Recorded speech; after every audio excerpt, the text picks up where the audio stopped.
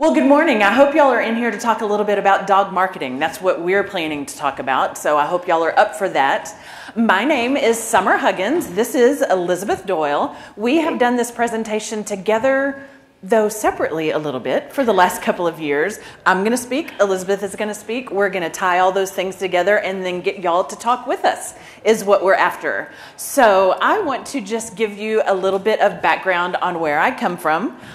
This is Thunder, and Thunder has, in my mind, an incredible story.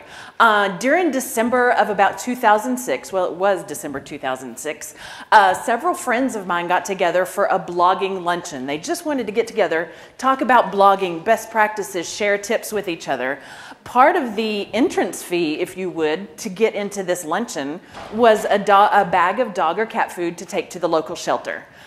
Friends took it to the shelter. They met several dogs. One friend blogged about it, and they put Thunder's shelter picture on the blog post where they talked about that blogging day. I saw Thunder's picture and fell in love. One picture was all it took to make me fall in love with this dog. He was 6 years old at the time. He's a larger breed, as you can tell. He's a German Shepherd mix. He had been at the shelter for 90 plus days at the time. And so I was calling the shelter every 2 days, hoping they'd just say, "Oh, don't worry about Thunder. He found a loving home. He's doing just great." For 3 weeks, they didn't tell me that. Yes, he's still here. Yes, he's still waiting. Yes, he's still looking for his forever home. So on a Wednesday afternoon, I bought plane tickets. And on a Friday night, I flew to Nashville, Tennessee. And on Sunday morning, I put this dog in a rental car and I drove him back to Austin, Texas. Y'all, one photo drove me to do that. And that one photo is the reason that I started taking photos for Austin Pets Alive 5 years ago. And I've been a volunteer with them ever since, hoping that my one photo will make one family somewhere drop everything they're doing and say, "I need this dog in my life." This is one of the puppies I photographed. This is the very first dog I ever photographed for Austin Pets Alive. His name was Otto. 24 hours later, he was adopted, and I felt like Tom Hanks in Castaway, the scene where he's like, "I have made fire." It felt so magical that I had this one photo, and he got adopted the next day. Truth be told, these critters don't need marketing. Somebody sees these little guys at an adoption event, and they scoop them up, and their feet don't touch the ground until the paperwork is dry, right? But what the dogs that do need marketing are those dogs like Thunder. They're in the shelter for a long time, more than 90 days, sometimes more than a year. They are older. They are larger breeds, which we all know, if you've been doing this for a little while, are harder to adopt. So I take photos of these guys just because it makes my heart sing a little bit, but we know they don't need marketing. So at Austin Pets Alive, what we do is really, there are three pieces to the puzzle when we think of marketing a dog. There are the photos, of course, the videos, and of course their bio. And the bio is so incredibly important. Elizabeth is going to talk specifically to the bio at length in a few minutes. But I want to talk to you specifically about the photos and the videos quickly and what you're doing in those photos and videos for your dogs. So when you go to photograph a dog in your shelter or at a rescue group or wherever you may be, I would suggest before you even turn the camera on, spend a few minutes with that dog. Let him or her get comfortable with you. Let them smell your shoes. Who knows where you've been out in the world? They're very interested in what you're doing and where you've been and the smells you brought in with you. If you put the camera in their face immediately, they're going to get a little nervous. So just spend a few minutes, 5 minutes, 10 minutes if you have it. Bring some smelly treats. They always love that.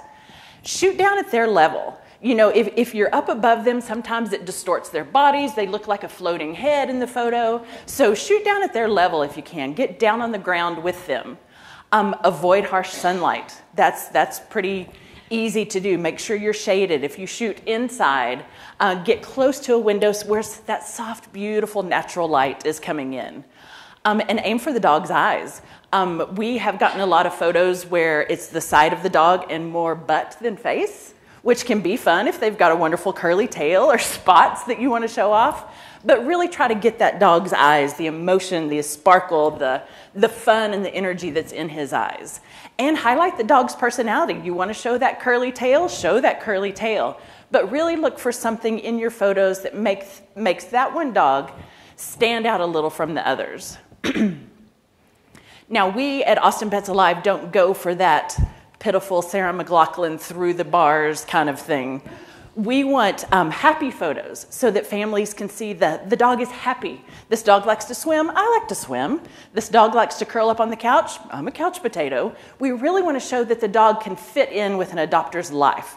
We don't want that pitiful, poor me, behind the bars look, so we really try to avoid that. Oftentimes we're asked about tips for photographing black dogs. They're a little tougher, and we know sometimes statistically they can also be a tougher group to adopt out. So I know I've already said avoid harsh sunlight. It goes double for dogs. It really can wash out not only the background, but some of the gray that's on their face. I like to do black on black sometimes. It's very dramatic. This is my first puppy. Love Bugsy. He was a special dog. This is inside my dining room. Black sheet tacked to the wall, natural sunlight coming in the dining room window. So again, make use of that natural sunlight. I would avoid a white background when you're photographing a black dog. The contrast can really kind of confuse your camera. It can blow everything out, or it can make the dog kind of disappear. So really look for contrast, whether it's a purple collar or green grass, or have some fun with a black background, but make sure it's not too cluttered as well. So when you're looking to photograph those black dogs, hopefully these tips will help a little bit. And videos. Anybody doing videos for their dog profiles and the marketing they're doing? So simple and so easy to do right now. If you've got an iPhone or any kind of smartphone, you can download software that's going to help you do this. Wistia, which is a video marketing company, tells us that if your video is 4 to 5 minutes long, only about 60% are going to sit all the way through it. But if you have a short video, just 1 to 2 minutes, 75% plus of your watchers are going to stick around and watch the whole thing. So keep it short. Y'all read things on the web. You want quick and easily digestible things you can read and look at and go on to whatever's next on your list. Again, video is a great opportunity to highlight the unique characteristics of the dog. Whether it's that curly tail, whether it's incredible spotted floppy ears, whether it's the tilted head when you talk to them when they're waiting for a treat, anything like that, those cute little underbites that some crazy little chihuahuas get, make sure you show those things on video. And while you're showing them on video, again, avoid the shelter environment if you can. Don't shoot them through those pitiful sounding bars. Use upbeat music. Get them out to a dog-friendly restaurant so that you can show off how well they're going to do in the community and in a home. Spotlight their skills in the video. Show them interacting with a person. Get a second volunteer in there with you to play a little bit of fetch, to show some cuddling, to show how great they walk on a leash. Really highlight their skills. It's about the dog. You want to show the dog in the very best light that you can. All those unique characteristics and the smart things that dog can do if you know them. Bio tips. I'm totally skipping those. Elizabeth is going to really impress you with the things that she's been able to do with some bios. But know, number one, that it's one of those 3 pieces that we will not market a dog without. So anybody go to the social media piece this morning session? It's good. Social media has got to be a piece of your marketing. If you're on Facebook, fabulous. If you're not on Twitter, sign up today before you leave. If you're not on Instagram, I hope you'll do the same there. Austin Pets Alive Instagram account, which is one of the things I do on my phone quietly every day. We spotlight 1 adoptable dog and 1 adoptable cat every day of the week. And then we also push those to Twitter. So we're making tweets happen without me having to go to Twitter and make a tweet happen. It's all very seamless and tied together. But if you have not signed up for Instagram, I totally encourage you to do it. One of the things that we've been seeing with Instagram is not only are people liking our photos and commenting on the photos and retweeting them on Twitter, but they're tagging their friends. they will see this little cute puppy and go, oh, at so-and-so, weren't you just looking for a fluffy little puppy? So it's really a way that once we get that picture out there, our fans and our followers are kind of spreading the word for us, which is what you want to happen, especially if you're a small skeleton volunteer crew. You need as much of that ripple effect as you can harness and make happen. Anybody on Instagram? Fabulous. We are on Instagram at Austin Pets Alive. Go follow. We'll follow you back. We'll help be supportive across the miles. Sound good? Fabulous. Say 1 dog and 1 cat daily? 1 dog and 1 cat daily. Absolutely. Absolutely. I work closely with the cat marketing team to make sure at the beginning of each week I have 5 good photos to choose from. They write a sentence or 2 for me that I can use on Instagram, and then I manage the Instagram from there. But yeah, it's been real successful. Sometimes there's competition in a day, who gets the most likes, the cat or the dog. So if you're dog people, I know who you're rooting for. So one of the things that I want to leave you today with is a personal challenge. Who's not from Texas? And y'all haven't noticed my Texas accent at all, I'm sure. When you go home today, I want you to take everything you've learned all weekend and turn it into a small local challenge for yourself. This is Dale Watson, very popular local musician. If you're going to the no-kill party tonight, you're going to see Dale Watson. This is Wi-Fi. He was photographed with Dale Watson several months ago, got adopted. This Music and Mutts campaign we did last year as a way to raise awareness specifically of our long-stay dogs and get kind of the traction that our local musicians here in Austin have with their audiences. This is Lucky and Dallas Wayne. Dallas Wayne is a Sirius XM personality, if you know him, happens to live here in Austin. Lucky, y'all, was adopted last week. He's now going to be a police dog. He was a long-stay dog with us, kind of, depending on your perspective, a little obsessive about toys. But the canine unit that met him and saw that obsession with toys is determined that he can turn that obsession into canine police work. So he is going from the shelter this week to be a canine police dog, which I think is amazing. And he was a long stay with us.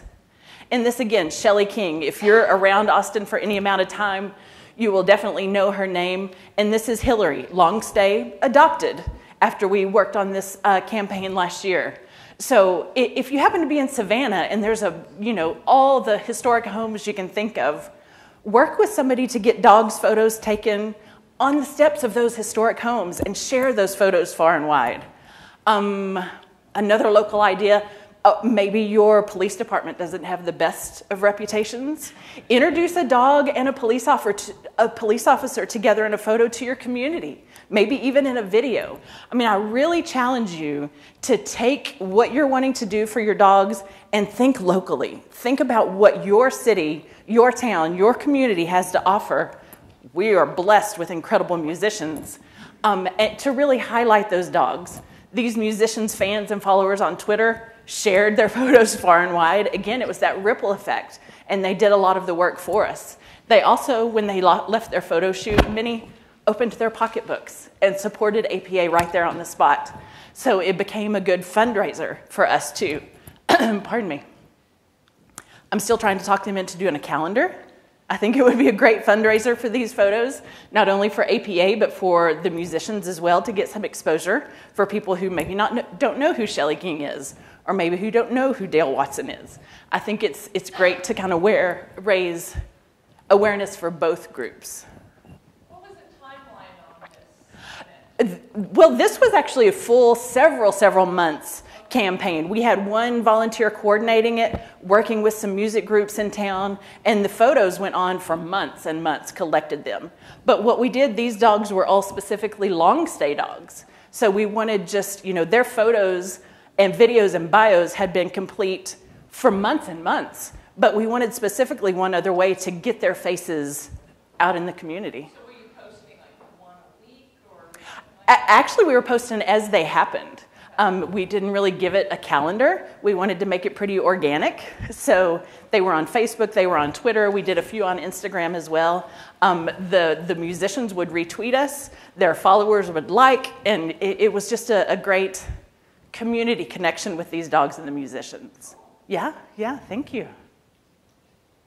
So we're definitely going to save some time collectively at the end for questions, because I know hopefully Elizabeth will be able to answer some questions on photos and videos as well, and I may be able to throw in a cent or two maybe on bios and things that have been successful. But that's photos and videos. Hopefully that gives you a few ideas to go home with, and I will turn it over to Elizabeth. Let me get you started. Oh, thank you. Hey, everybody, I'm Elizabeth. Hi. So I need to take you back to the 1990s. Because I started off with APA, too. I'm not with APA anymore. I've been a writer for Best Friends Animal Society for the past 12 years. But I started off with APA. So we need to go back. It was the mid-1990s. And this was how I started writing for animal welfare. I was a romance novelist, which means I had no skills. And I was volunteering with a little upstart called Austin Pets Alive, which was just getting started, and they were looking for volunteers with ideas of anything they could do to help reduce the killing at the local animal shelter. As I said, I had no skills. But I did think of one thing that I could do, since I was a romance novelist. I wrote the adoptable bios for the animals at the shelter, for animals at the shelter, and put them out at the no-kill handbill. That was our daily at the time publication. Now, I need to remind you about the times. I didn't yet have an email address, so I had to get one in order to send out the no-kill handbill. Back then, photographs were sometimes something that you took to the drugstore to have developed. Videos were something Steven Spielberg knew how to make. So what I'm trying to tell you is that the no-kill handbill had no photos, had no videos. We were just words. And we thought we were pretty high-tech because we were in color. So that's all I had to work with to get animals adopted. But I got really freaking good at it. I did. Because it would be a direct test, right? I'd go meet an animal, I'd write something about him, see whether he got adopted or whether he didn't make it. And that was how I knew whether I was writing effectively. And I had nothing else to rely on. I had no photos or anything. So it was a pretty raw test. And I got to where I went every single day and did one animal a day for years. So that's 365 a year. So, yeah. And I got to where I could sit down at the keyboard and I could feel whether that animal was going home when I hit that last key. I could just feel it, and it started to be right. If I hit that last key, and I was like, bam, I knew he was going home. I knew it, didn't even have to check. If I hit it and I was like, oh, is that good? Yeah, I think so. That animal's not going anywhere. Not going anywhere. I had to feel it coming out. So I got really good at this. Turns out who would have thought that it's a useful enough skill to be able to make people do things when you write about them, that it would actually turn into a career. I don't even write animal bios anymore. Now I write fundraising and stuff like this. But to this day, people still want to know how I did that. So I still sometimes give presentations like this, even though, I've written tens of thousands of these things. I don't think I have another one left in me. But I still can remember how I did it. The first thing is, before you write anything, oh, I forgot we have a clicker. See, I told you about the technology thing. Top right now. Okay, this is the first thing, and it's the most important thing. There's nothing more important than this. Hi. Okay, before you write anything, you have to want it. The keyboard is an emotion transmitter. It's an emotion transmitter. If you don't feel it, the person reading it is not going to feel it. You got to bring your want to the keyboard. That is more important than having a checklist of information, having an outline, all this left brain stuff. None of that left brain stuff causes people to go, and do what you're asking them to do. You got to bring that right brain, can't explain it, I just know this animal's going home, to the keyboard. And you have to have no secondary thoughts when you sit down. You have to have the one objective. This animal is going home. If you have these secondary thoughts, which people often have when they write these things, because immediately their left brain interrupts and says, but wait a minute, I don't want just anybody to adopt this dog. I mean, what if they're a bad person? I want to add some things in here about how, well, but only if you're this and only if you're that and only... You can't do come and stay away at the same time. One emotion. Bring them all in, then you screen them. But bring them all in. If you don't feel it, they won't feel it. So you got to start by writing a killer first sentence, and this is not one. Joey is a 5YO Shep Lab Pity Mix neutered UTD on shots. Okay, that is not going to inspire anybody. There's all kinds of problems with it. First of all, facts don't give people emotions. Your first sentence, more than any other, needs to be an emotional sentence. Secondly, you've got no voice because you used abbreviations. The minute you use abbreviations, people can no longer hear you talking inside their heads as they're reading you. They read only with their eyes and scan it like a memo, which means you're not getting under their skin because they can't hear you speaking. They can't hear your voice. So spell out the words. Here's one technique. If you've got a photo, you modern people, all your advantages. If you've got a photo, look in the animal's eyes. Tell me something about who the animal is, not what he is. Okay? People don't fall in love with a set of attributes. They fall in love with a soul, right? So you've got to present this animal as an individual soul. People used to ask me all the time. They say, you know, you've written, 25,000 of these. How is it no two of them are the same? I said, because I've never met two animals who were the same. If I had the same animal, I couldn't write about him 25,000 times. But it was never the same animal. So you've got a soul in front of you, so you've got to present the soul, not just the attributes. So you can, if you've got the advantage of a photo, you can look at it and say, what do I think he's thinking? You mean you think you're thinking of adopting me? That's what that cat looks like he might be saying to me. I know this is dog adoptions, but I like cats. I just had to throw it in.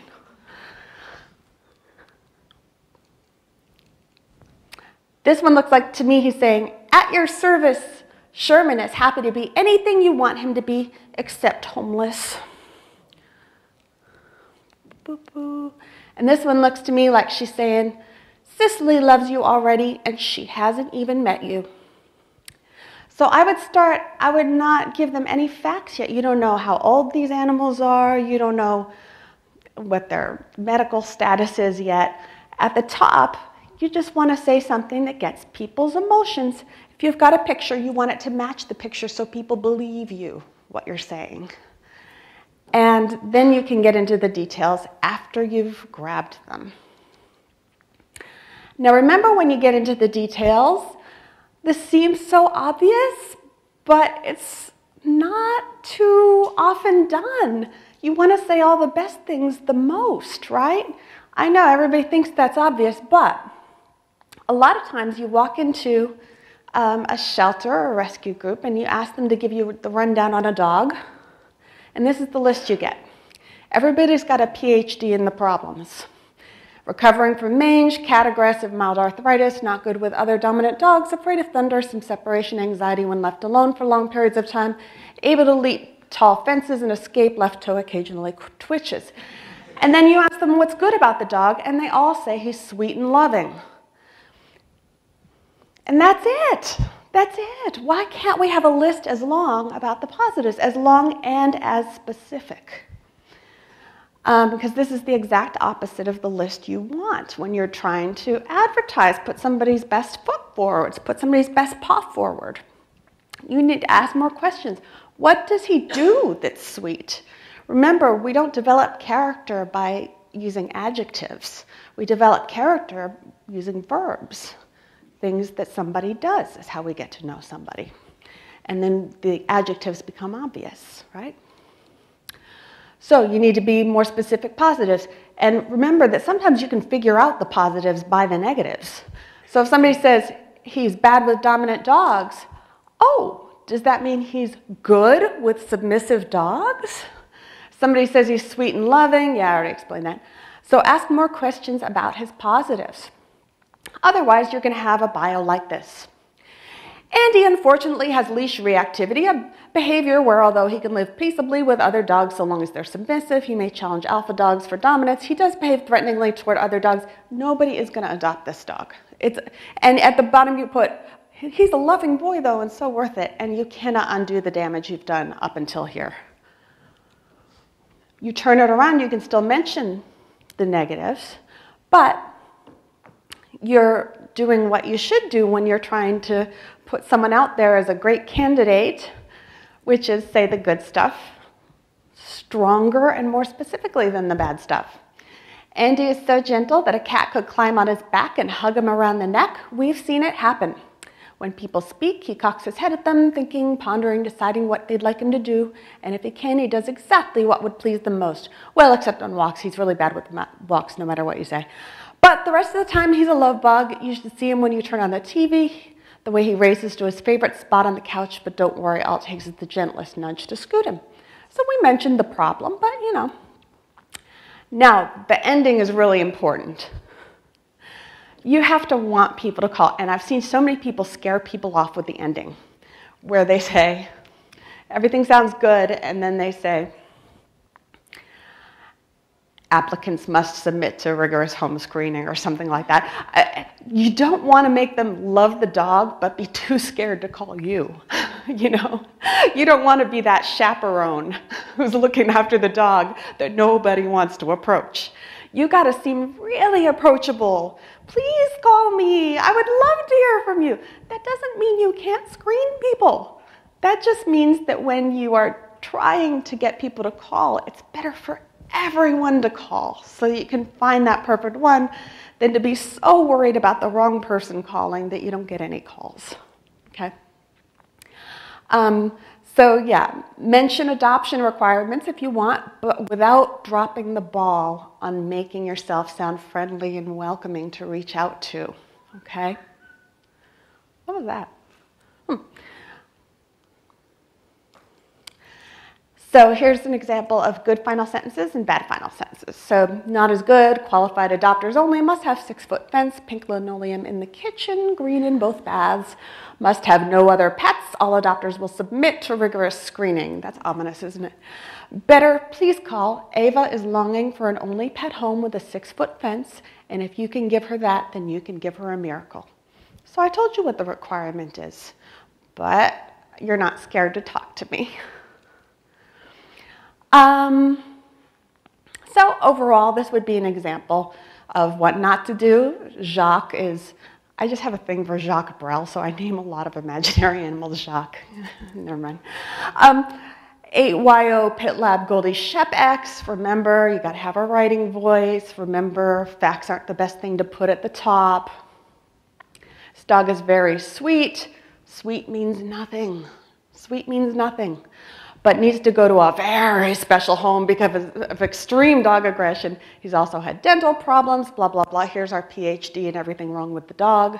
And then must submit to home screening. Better is Jacques loves you just the way you are. You can see it in his eyes. You can feel it on his breath when he puts his head on your lap. He knows it can be hard for an older dog to find a home, especially when he's the sort of fellow who just can't live with other dogs, but he can't stop hoping what else can he do. If you could love Jack just the way he is, please call. He needs to hear from you. Okay? Now, let's use a real-life example. Like I said, I don't do these anymore. I'm, very, very busy with other things. But at some point, a very nice lady called Best Friends, and they said, I know Elizabeth Doyle works there. You got to get her. You got to get her. I need help. I got to get this cat into a home. I know she's there. And they were kind enough to reach out to me and say, is it okay if I, give her, I said, it's okay. So I made a little exception, helped her out because she was she was a really sweet lady. And this was what she had posted on all her Facebook. Now, this is just when I start to think, maybe this old skill I had is a little outdated now that everybody is Steven Spielberg, Maybe it's not important anymore. But this was just a couple years ago. She had posted this on her Facebook and everything else. I changed the name of the animal for her privacy. And it says, I won't read it. I think that would be a little boring, but I'll give you a feel for it. This is Alex, a very, very, very sweet, special kitty that was abandoned this summer when his former people moved out. I became aware of him when he started coming to the porch to eat, blah, blah, blah. Bottom line, then a lot of medical facts. He's a black cat and renal failure is the bottom line. So she had posted this to all her Facebook and stuff. She was a really sweet lady. And she was helping out this cat who's on his way out of life, but nobody had responded to any of her posts, and she really needed somebody to give this cat a hospice home. So I said, okay, here's what we do. First of all, see how long that is? Okay. He has no home, but he needs a friend. I've done all I can for him. He was begging for food and sick. I fed him, took him to the vet, who said he has manageable renal failure. He can live, but only if he finds a home. He needs someone to care for him. Sadly, that's the one thing I can't give, but I can give him my voice. I can tell people he's here and he needs love and hope and pray someone will write. Please write. My email address is, I'm here day or night for anyone who might be emailing about Alex. Remember the sound like you really want them to call? He's extremely affectionate, easygoing, and friendly. Okay, so then she posted it to the same people again on her same Facebook page, and she got 3 offers for a home, and one of them did pan out, and so she got a home for him, which was really nice. And it was affirming, too, she had no photo. So it was affirming, too, that, that this still works after all these years, I started this, 15 years ago or something. After all these years, it still matters with all this new technology and stuff. Here's some other basic bits and tips I'd give. Don't try writing the whole thing in the first person unless you're feeling really confident. The first person is when you pretend you're the animal and you go, hi, I'm Fluffy, I want a home, It can be good if you are really, really confident and good at that, because it can also be so bad. It can be so bad. If you're less confident, I would do the third person just to be safe, the he, she. It's much, much safer because the first person is either going to be great or it is going to bomb badly. So I'd be careful of that. Don't abbreviate. Remember, the minute I abbreviate, you're not listening to me anymore in the same way. If you have a photo, keep an eye on it as you write, and remember that it's what the reader's looking at too. So make sure what you're saying matches what they're looking at. Remember that not every negative is a negative. Separate your true points against the pet from personal preferences. For example, it really is a negative that he's attacked 17 people. That's like a definite negative. But something like he's hyper, that's a little bit more just a word choice issue. Some people like athletic dogs. Same thing with, lazy. Some people like snuggly dogs, Don't say she's happy here and would be fine staying here forever if she doesn't find a home. This is a really common one.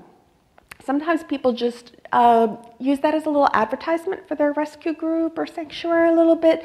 They want to use the adoption bio as an opportunity to remind everyone that that they are taking great care of her. Gosh darn it. It's not that we need you. It's just she might be even happier. Don't sound like you want to keep the pet. Don't sound like you want to keep the pet. Sound like you really, really, really need her to find a home. If you're an open intake shelter, it's very easy to sound like you really, really need to find the animal home. If you're trying to say, if you're trying to run a sanctuary where you're trying to really create an image of this is someplace an animal could be welcomed forever, etc., you might have to remind yourself that we don't want to make it sound like you'd be stealing my personal pet if you took this animal. It's very important. People don't want to take the animal that you really want to keep. They want to help. I wouldn't go too cute. Sometimes there's a lot of play games with the pet's name or something like that, do a lot of puns. I see people do that a lot. I always tell people, you know, we don't want them to adopt the writer. We don't want them to say, wow, that was so cute and clever. Oh my gosh, you know, where can I adopt you? It's the animal we want to keep the focus on. And I don't find that people are more likely to adopt an animal because you were sort of cute and clever. I think they're more likely to give you compliments on the post, but that's not the point.